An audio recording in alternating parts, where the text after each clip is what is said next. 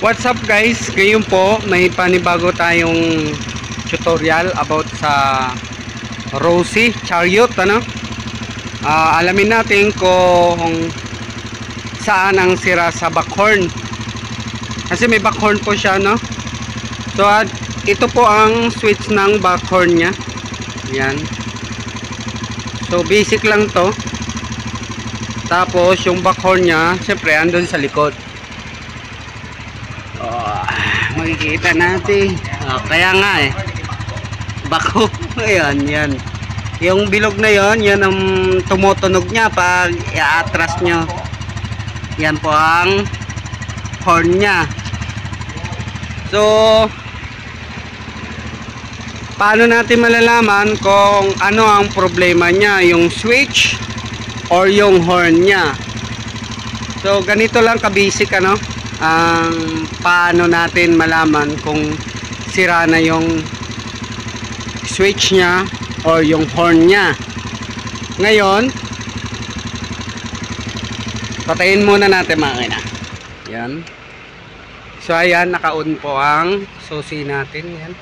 Naka-neutral. Kahit naka-on lang siya, tapos hindi naka-under yung makina, magba-backhorn pa rin siya, ano? Ito po ang backhorn niya, itong maliit na pedal. Ito pabante. Ito naman pag tinampakan nyo yan, atras. Ibaon natin siya pa atras, dapat tutunog yung backhorn nya. Yun. So gumana na po yung backhorn nya. Kanina hindi gumana yung backhorn kasi nga na-stuck siya. So ang ginawa ko lang, nirekta ko lang ganon para mawala yung lost contact niya. Kasi ang karamihan nito pag na-stuck guys, naglo-lost siya, no? So pag binunot mo yan, hindi yan tutunog. So yan. So parang connection lang siya ng mga brake light, switch. Positive po ang tumatakbo dito. Etong itim sa mga Rossi, positive po yan, pasa ng galing sa battery. Ang hatak nitong switch, ipapasa niya ang supply naman papuntang green. Kaya magkakaroon siya ng supply. Kung sira yung switch natin, gagamit kayo ng test light. Katulad nito, gamit muna tayo ng test light. So ito yung test light natin, ilalagay natin ang clip niya sa body or sa negative. Tinatawag nating negative body ground, ano? Ititest natin yung kulay itim doon sa pinaka main supply. Itong kulay itim. Dapat po itong kulay itim umilaw pa, no? Ayan. Pag tinusok natin yan, nag-iilaw. Yan. Yan. Umilaw na siya. So hindi pa siya nakakonek. Itong kulay puti papuntang backhorn, wala po yung connection. Yan. Ngayon i-connect natin yung dalawa. Pagko-connect natin yan, pagka-connect natin yan, tutunog na agad yan kasi may supply na. Ayan.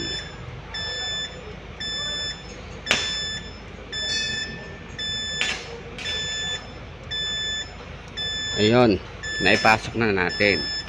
Ngayon i-off natin yung switch nya. Yun, patay. Ngayon ititest natin yung kulay itim, supply po yan. Yan. Tapos ngayon, pag hindi pa naka-on yung switch natin, hindi po iilaw yung green natin. So dito natin malalaman kung sira ang ating switch, ano. Ayun. Pag in-on natin, pag hindi tumunog yung backhorn natin, dapat dito tayo mag-check muna sa socket. Pag on natin ganyan, yan, naka-on. Katulad niyan, wala. Hindi na naman siya tumunog. Minsan naglo-loss siya. Yun ang karamihan sa ating mga socket, nagkakaroon ng corrosion or mga dumi. Kaya naglo-loss contact siya. Hindi active yung supply niya. Kaya hindi gumagana yung backhorn natin. So double check lang dito tayo sa switch muna and then backhorn. So pag nakita nyo po may supply po ang ating switch, so ang problema po, ang connection dun sa socket naman sa dulo sa backhorn or yung backhorn na mismo ang sira. So ganun lang guys, oh. Tingnan nyo, may supply na siya, oh, yung kulay green. Puro positive po to, ano. Kasi yung backhorn, ando na po, nakakunik naman, may ground na siya doon. Kasi dalawa mo lang ang connection ng ating backhorn. Isang negative, isang positive. Pero hahanapin nyo yung backhorn natin kasi may relay po yan. Dapat hindi po magkabaliktaran yung positive sa negative. So, dapat double check kayo sa ating positive negative. Kasi hindi po yung tutunog. So, ganun lang ang maibibigay ko na idea. So, ito, marami pa akong papaganahin sa wirings nito. Katulad dito, ipapakita ko yung mga problem. So, good na po ang ating backhorn. Ito pa, idadagdag ko pa pala sa inyo. Pag once na nag-backhorn po kayo, iilaw po to. Itong dalawa. Ayan. Umilaw siya. Tapos tutunog. Yun po ang mag-check natin na good ang ating backhorn. Or, kompleto yung recados na niya. Yung light niya, tapos yung horn niya. Then, good naman ang switch. So, off na natin. And then, hazard. Ito, i-check ko pa dito ang hazard. Kasi nagmamalfunction kanina. Try natin kung gagana. Ayun, gumana ng hazard. So, ang karamihan nito, switch lang and then socket. Dito lang tayo mag-check. Bubuksan lang natin yan and then lilinisan natin kasi pag na-stock, yun ang mga dahilan, corrosion, yung dumi. Tapos yung signal light,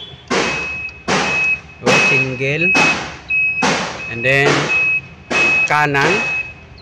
Ayun. So ang problema sa likod niyan, so may busina naman, and then yung problema, yung starter medyo palubat na siya. Ayun. Tapos i-check ko pa yung headlight niya kasi ang headlight niya yung low is hindi ko lang alam kung pondi o lost contact ang sakit.